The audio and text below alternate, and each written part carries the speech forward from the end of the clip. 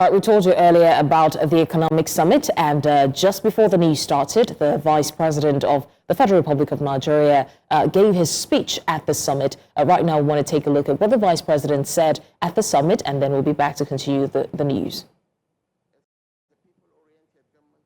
Our priority remains restoring hope to the unemployed, the poor, the excluded, and the vulnerable.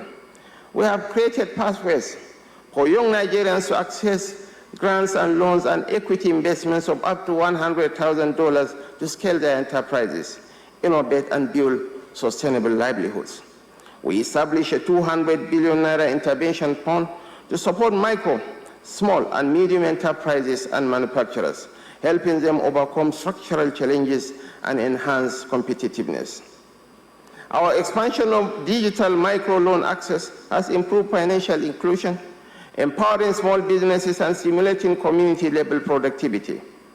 These efforts underline our commitment to an economy that works for all Nigerians. Your Excellencies, distinguished ladies and gentlemen, the Poor Tax Reform Acts recently signed into law, the Nigeria Tax Act, the Nigeria Tax Administration Act, the Nigeria Revenue Service Establishment Act, and the Joint Revenue Board Establishment Act represents a bold recalibration of our fiscal architecture that will boost domestic revenue mobilization, reduce dependence on oil, and simplify compliance. These reforms protect low-income earners, ensure fairness in corporate taxation, and strengthen digital innovation in tax administration. By promoting transparency and coordination among all tiers of government, we are laying the foundation for a fairer and more prosperous Nigeria. We cross over now to Joshua Imarayi, who is live and monitoring the event as we speak. Joshua Imarayi, can you bring us up to speed on the latest development from the summit so far?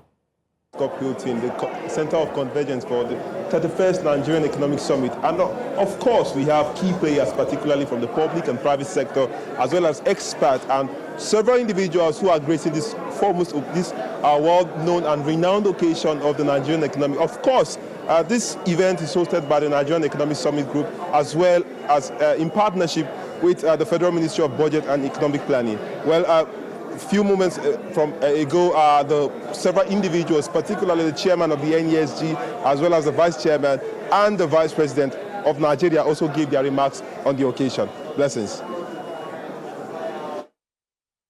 And that some keynote speakers, for example, we just took the speech by the vice president. So some keynote speakers have delivered their remarks. What were the main highlights from all of the remarks that have been given?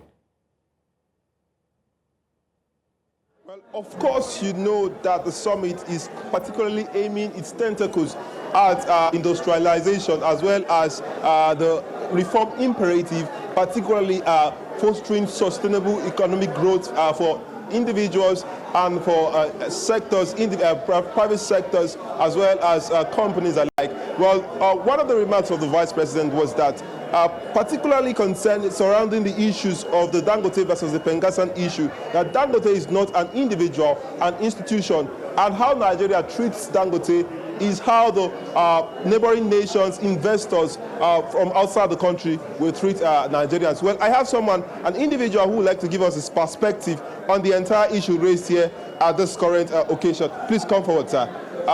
Good afternoon, sir. Good afternoon. How are you? Sir, introduce yourself. Tell us who you are and who you present, or particularly your designation. My name is Henry Onukuba. I'm a faculty member at Lagos Business School. I teach leadership and human resource management. Let's talk about the business. One of the foremost, the recent observation is the back and forth between the Dangote refinery and labor unions. The president gave his remarks, the vice president gave his remarks, and made some remarks about how the country needs to treat Dangote better. What is your own perspective? I've actually shared that opinion even before the vice president voiced it out. And you could see the loud ovation that opinion received at the summit.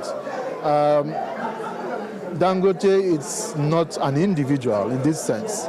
It represents an institution. It represents the economic opportunities in the country.